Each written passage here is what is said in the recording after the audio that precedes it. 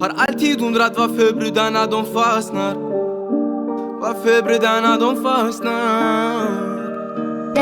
Dazino. Har alltid undrat varför brudarna de fastnar. Det är grabbar före brudar, bröder före chagas. Jag minns den tiden jag var liten och jag baxade. Nu plötsligt tjuven hittar annan väg att passa.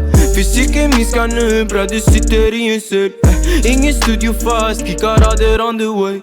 Ingen fattar hur jag gör min grej. Rykten om en ensam väg, ja det är så det sägs. Men jag kan inte fatta hur du bara tänker.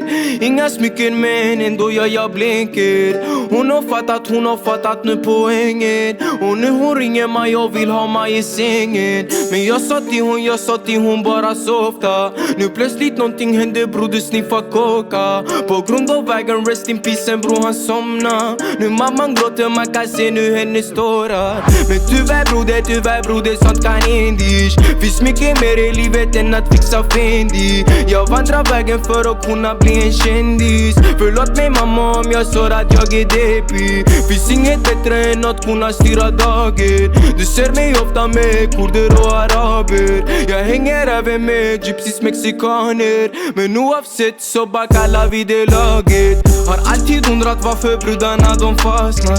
Det är grabbar före brudar, bröder före chagas. Jag minns den tiden jag var liten och jag baxade. Nu plötsligt tjuven hittar annan väg att passa. Fysiken minskar nu, bröder sitter i en cell. Ingen studio fast, kickar rader on the way. Ingen fattar hur jag gör min grej. Rykten om en ensam väg, ja det är så det sägs. Nu för tiden hon vill vara här med Dano. Hon sa till mig att hon vill dansa hela natten. Hon fick ta reda på att jag var El Diablo. Och nu vi båda här och fuckar ur i trakten. Men free min broder, han sitter där i cellen. Du prommar över gatan, träffar svarta katten. Och nu vi vuxna och de ser oss som legender. Som pirater, ja vi söker efter skatten. Fixa cashen, investera. Vi bakar degen, hämta mera. Jag lagar grytan utan gaffe, bara skedar. Vet ju stilen att jag kan det bara segra.